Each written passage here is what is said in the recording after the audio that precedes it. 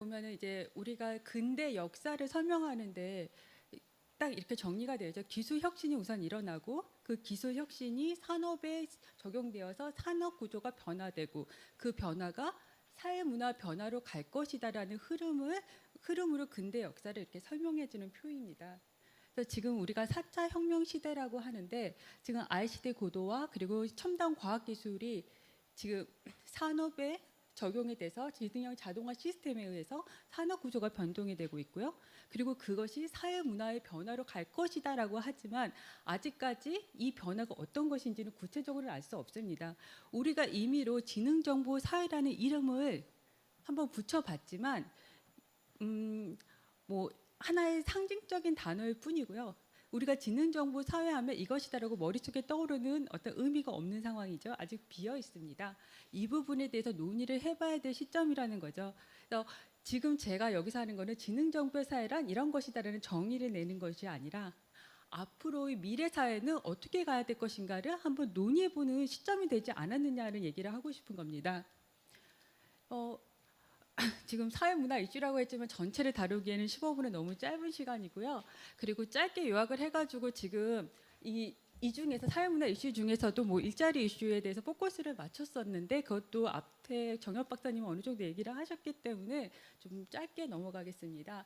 그래서 지능형 자동화 시스템이 도입이 됨으로 해서 업무 효율성이 향상될 거라는 것들은 모두가 상상이 가능하고요. 업무 효율성이 향상이 되고 그리고 일의 유연성이 생기면서 여가 시간도 증가하고 삶의 질도 향상이 될 것이라고 굉장히 좋은 순기능을 우리가 상상을 해볼 수 있는데 여기서의 전제는 기술 혁신의 혜택이 우리 모두에게 인간 모두에게 골고루 돌아간다는 전제가 있어야지만 가능한 기능입니다. 이제 우리가 이제 앞으로의 사회 변화를 염려하는 이유는 그거를 보장받지 못하고 있기 때문입니다. 지금 기술 혁신에 참여하는 사람들은 그 기술 개발을 하도록 투자할 수 있는 투자자들, 기업, 그리고 뛰어난 개발자들, 소수들이 거기에 기여를 하고 있고요. 대다수의 사람들은 가만히 있는데 세상이 변하고 있다고 떠들고 있으니 얼마나 불안하겠습니까? 이 부분이 감당이 안 되기 때문에 기대도 하는 한편 우려를 가질 수밖에 없는 상황이 되는데요. 그러면 이 부분에서 지금 우리가 뭘 대비해야 되는지 에 대해서 한번 생각을 해봤는데요. 우선 이거는 순기능에 대한 지표들을 쭉 나열했어요. 여기서 뭐 잠깐 보면은 우선 직업 직무 대체가 제한적으로 갈 것이고 지금 이것은 미국에서 1850년부터 2015년까지 그 기간 동안에 미국 노동시장의 직업군 변화 추이를 보니까 기술 혁신이 가장 급격하게 일어난 최근에 보면은 의외로 직업 변동이 그렇게 많이 없어요. 그러니까 사회가 그렇게 급변하게 바뀌지 않을 거라는 보여주는 지표거든요. 그리고 그러면은 그 기술 혁신의 결과는 다 어디로 갔느냐? 인간의 기능, 직무를 보완해주는 역할로 간 것이다. 여기에 흡수된 것이다. 너무 걱정하지 말아라라고 보여주는 지표인데, 그리고 지금 우리가 뭐 상상 가능한 이렇게 삶의 질이 향상되는 여러 가지 다양한 기기들이 소개되고 있죠. 뭐 예를 들어서 뭐 아마존의 알렉사가 우리 냉장고에 붙어가지고 식료품 야 얼마가 더 필요하고 어디서 가면 더 싸게 살 수 있고 이런 걸 다 챙겨준다는 거예요. 그러니까 얼마나 편하겠느냐라는 상상도 가능하고요. 그리고 지금 우리가 해결하지 못한 사회 현안도 해결해 줄 수 있다. 지금 뭐 고령화 저출산에서 노동인구 감소 문제가 걱정인데 그래도 생산성이 저하될까 봐. 하지만 노동인구가 감소되는 거를 기술이 알아서 해준다는데 그리고 뭐 기타 등등 여러 가지 얘기들이 있습니다. 그거는 여러분들 이미 기사에서 많이 접해봤을 것이고요. 하지만 그래도 불안해요. 왜냐하면 이 기술 혜택은 나는 소외될 것 같거든요. 지금까지 현상으로 보더라도 생산성이 향상된 것이 실제 임금에 반영되지 못하는 지표들이 나타나고 있고요. 그리고 대부분의 사람들이 일반 사무직, 생산직에 종사하고 있는데 이 업무에 대한 가치가 저하되고 있다는 지표가 나타나고 있어요. 중숙련 노동자들이 점점 축소되고 대신에 고숙련, 저숙련이 증가하고 있는데 일자리가 양극화되면서 소득 불균형으로 그것이 고착화 되지는 않을까라는 불안감이죠. 거기다가 이제 기존의 일자리가 없어진다 하더라도 기술 혁신 때문에 새로운 일자리가 생겨날 거다라고 얘기를 하지만 그 갭 때문에 또 불안감이 생기는 거예요. 뭐 최근에 은행에서 많이 희망퇴직이 있었잖아요. 그러면 우리가 아주 단순하게 생각하면은 그 은행에 종사하는 사람들 거기서 실직하면은 핀테크로 가면 되지라고 생각할 수 있지만 핀테크는 기술 중심의 이제 분야인 거예요. 금융 분야가 아니죠. 그러면은 기술 개발자들이 먼저 필요한 거고요. 이 기술 개발자들이 소비자들한테 소구하기 위해서는 디자이너의 역할이 필요해지고, 그 다음에 이거를 자기 서비스를 알리기 위해서는 마케팅 홍보가 필요해지고, 그 다음에 사업을 좀 확대를 해볼까 하게 되면은 그래, 금융 상품을 우리가 새롭게 한번 개발을 해보자. 그때서야 과거에 금융 분야에서 일했던 사람들이 기술과 경험이 필요해지게 되고, 근데 이 사람들이 뭐 그 기획자가 한두 명이면 되지 100명이 필요하진 않잖아요. 이런 구조 때문에 새로 일자리가 생긴다고 하더라도 그 염려가 사라지지가 않는 거죠. 그리고 한 번도 이제까지 제가 뭐 전문직에 종사한다거나 창의적인 노동을 할 거라고 상상도 하지 않은 사람들조차도 기술이 이 영역까지 침범한다니까 괜히 더 불안하고요. 이런 부분들이 있는데 여기서 대책을 마련해야 된다라고 얘기하고 있고요. 정부가 모든 많이 집중을 하고 있어 대책을 마련하기 위해서. 그래서 보면은 작년에 지능정보사회 중장기 종합 대책이라는 것을 발표를 했는데요. 여기서는 인간 중심 지능정보 사회를 실현하고자 하는 비전을 제시를 했고요.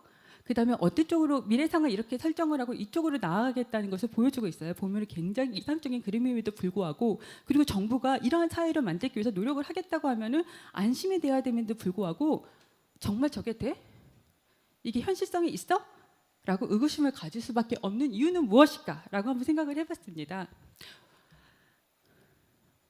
이거는 지금 시간이 없으니까 쭉 넘어가서요. 왜냐하면 지금 우리 사회를 설명하고 있는 우리 사고 방식의 사고 틀을 잡고 있는 사회 철학이 그거를 허용하지 않거든요.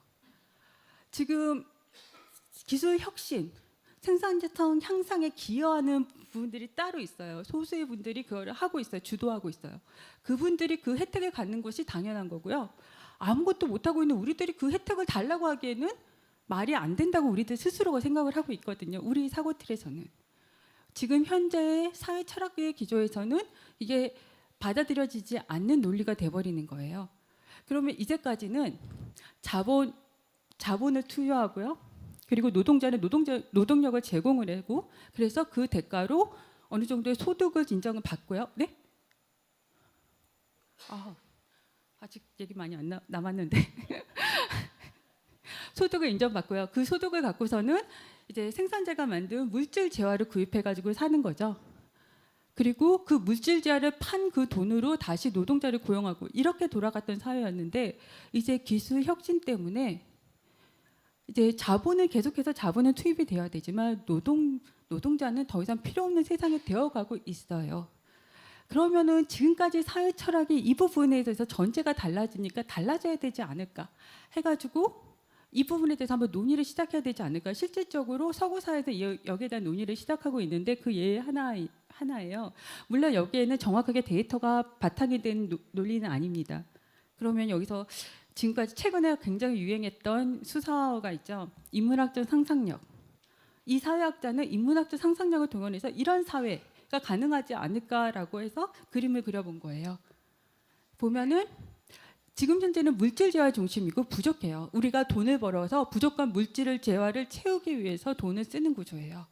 근데 기술 혁신과 생산성 향상 덕분에 물질 재화가 굉장히 풍부한 사회가 돼버렸어요. 그러다 보니까 그 다음 단계를 생각하게 되고 그거를 사회재화라고 표현을 했는데, 이 사회재화는 무엇이냐? 사회에 기여하는 모든 것이 사회재화가 된다고 보는 거예요. 그래서 맑은 공기, 뭐 와이파이, 뭐 이런 것들도 다 사회재화가 되는 거고, 지금 사회적 신뢰가 있다면, 만약 기술 혁신이 우리 삶에 굉장히 도움이 될 거라는 신뢰가 있다 그러면은 기술 혁신에 대해서 응원을 하겠죠. 기술 개발에 대해서 응원을 할 것이고, 그리고 새로운 기술이 나오면 기꺼이 가져와서 쓸 것이고, 그리고 그걸 동력에 내 가지고 다시 새로운 기술이 개발이 될 것이고, 그러니까 사회적 신뢰도, 그러니까 사회 발전에 도움이 되니까는 사회 재화에 포함이 되는 거고요. 그리고 노동 중심에서 청취 중심이라고 했는데, 그러니까 물질 재화를 사기 위해서 소득이 필요하고 그래서 노동을 제공하는 그런 형태가 아니라, 내가 가장 잘할 수 있는 거를 찾아서 그것을 하는 거고요. 그것 자체가 사회에 기여한다고 보는 거예요. 예를 들어서 내가 축구하는 거 되게 좋아해. 그리고 아이들을 다 가르치고 노는 거를 되게 좋아해. 그래서 일요일마다 일부러 동네 아이들을 불러 모아서 축구를 가르쳐요. 근데 지금의 사회에서는 그거는 취미 활동이에요. 자기의 바쁜 시간을 쪼개가지고 그냥 자기가 좋아서 하는 취미 활동이지만 실질적으로 보면 공동체에 도움이 되는 활동이거든요. 그러면 다음 세상에서는 물질 재화에 부족하지 않은 이 세상에서는 이거를 사회 재화로 보고 사회적으로 어떤 서비스를 한다고 보고 보상을 하자라고 얘기가 나오는 거죠. 그럼 지금 뭐 기본소득 같은 얘기가 나오잖아요. 기본소득. 아니 그냥 놀고 먹자는 거냐라고 얘기를 하지만 아니요, 우리는 사회에 이익이 되는 활동을 하는 사람들도 보상하는 시스템이다라고 얘기를 해볼 수가 있는 거예요. 그럼 뭐 또 다른 정당성을 하기 위해서 또 다른 얘기들이 나오는데요. 예를 들어서 지금 현재 인공지능은 양질의 데이터가 많으면 많을수록 훨씬 더 좋은 시스템이 되는 책이죠. 그러다 보니까는 미래 사회에서는 이 경제 사회 원천이 데이터예요. 그리고 데이터를 생산하는 것은 우리들이 되겠죠. 일반 사회 구성원들이 됩니다. 지금 뭐 여러분들이 뭔가 스마트 기기를 뭐 지금이야 두세 개, 많아봤자 두세 개를 갖고 다니지만 초연결, 초지능 사회 되면은 세상의 모든 것들이 다 나의 디지털 행동 나의 행동 하나하나를 다 디지털화 해가지고 그거를 데이터를 기록을 하겠고, 그리고 기업은 그것을 활용해서 새로운 서비스를 만들겠죠.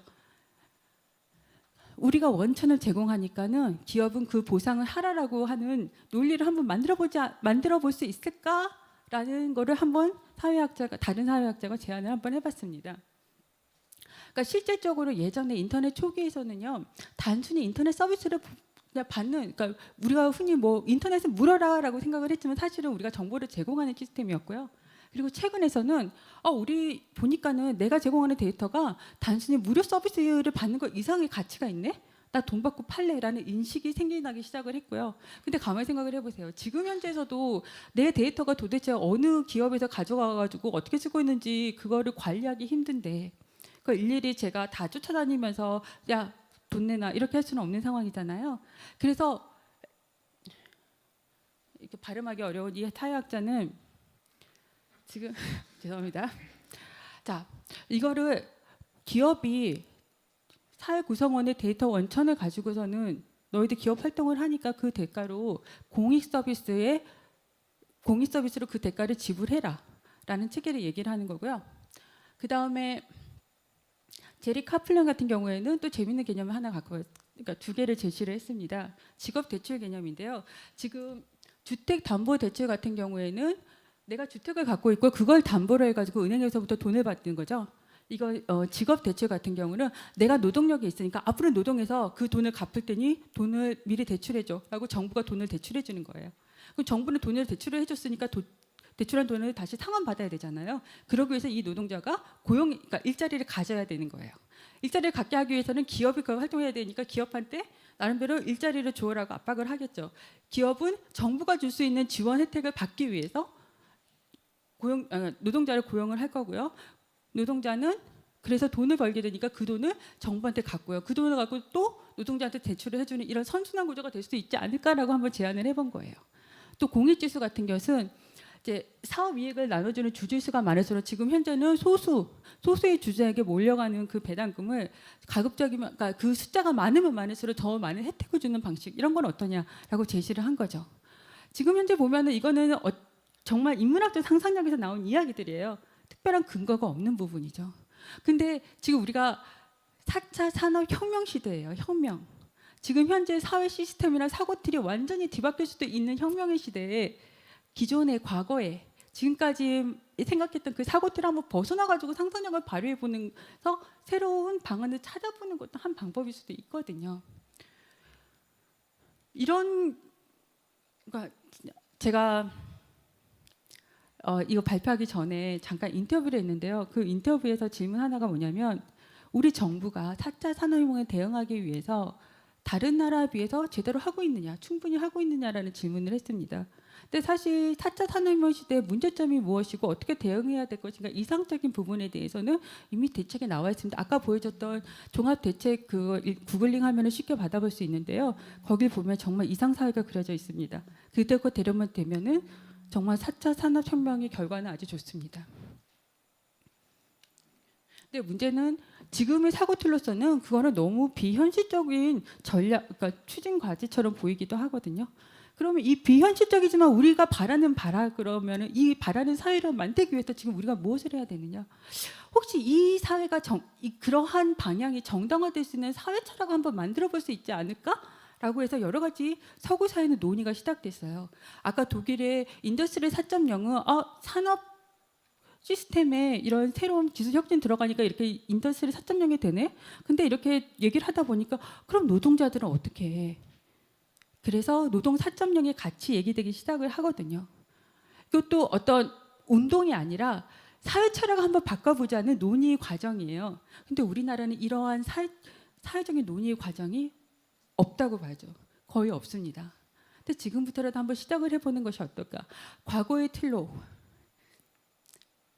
틀로 미래를 해결하려고 하다 보니까는 모순되는 부분이 너무 많고 다 현실화될 것 같지가 않으면, 그렇다면 혁명의 시대인데 한번 완전 뒤바꿔서 인문학도 상상력 우리 인간이 할 수 있는 재능이라는데 한번 해보자 라는 걸로 한번 제안을 해보고 이 논의를 적극적으로 하기 위한 기회들이 많아졌으면 좋겠다라는 생각입니다. 예, 이상입니다. 감사합니다.